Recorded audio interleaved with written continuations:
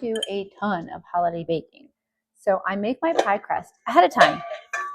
And I use these USA baking pans. I love the ridges because then you have a nice undercrust that's nice and done. I pre-bake my pie shells so they are nice and crispy on the bottom, and I don't have to worry about my filling getting soggy.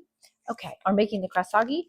So in here I have 1.5 cups of all-purpose flour, a little pinch of salt. I'm going to add 1.25 stick of softened butter, an egg and an egg yolk, and we're just going to combine those together. So I'm just mixing with my hand, my nice super clean hands, and then we'll roll them out and put it in that pie tin, and then we're going to bake them for approximately 15 or so minutes until they're nice and dry and they look good to go.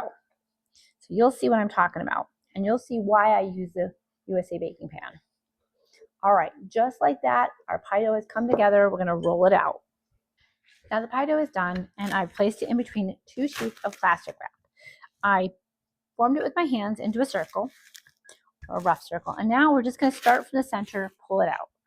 Once it is about the same thickness, you just run your pin over the top, take off the top piece, invert your pan, slip your hand underneath the plastic wrap and push it around. Flip it over and press it down. And then you're just going to come around and take off the excess. The plastic wrap really helps keep it manageable, keeps your hands nice and clean. Now at this point you could freeze it just like that, ready to bake off at another time.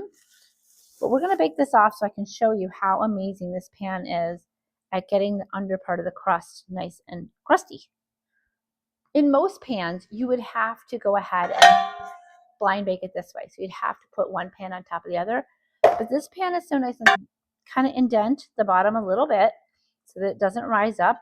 We're going to bake it at 350. If you like to flute it, you could flute any way you like it. We'll just give it a little bit. This dough has egg in it, so it has a little more structure. It will hold up really well. If you have a little thin spot, you can go ahead and fix that. Okay, here is our beautiful pie shell. It's completely dry on the bottom, which is what we're looking for.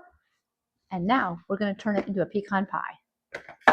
All right, so first we need 2 cups of pecans. I like to use a mixture of finely chopped pecans and chunkier pecans.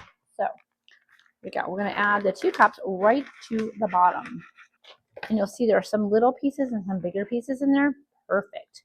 Then we're going to add our filling, which I will leave the measurements for below the video.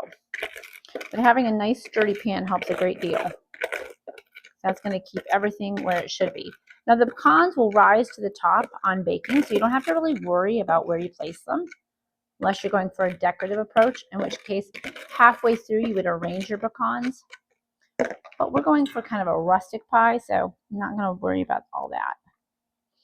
The depth of this pie pan helps a great deal as well, because otherwise it overflows. So I'll show you what it looks like when it's done. All right, our pie is done. Look at that beauty. Bottom is completely baked through because of this beautiful pan, and it's just evenly baked everywhere. I highly recommend this pan and the recipe. I'll leave it for you. This is the bottom of the pie.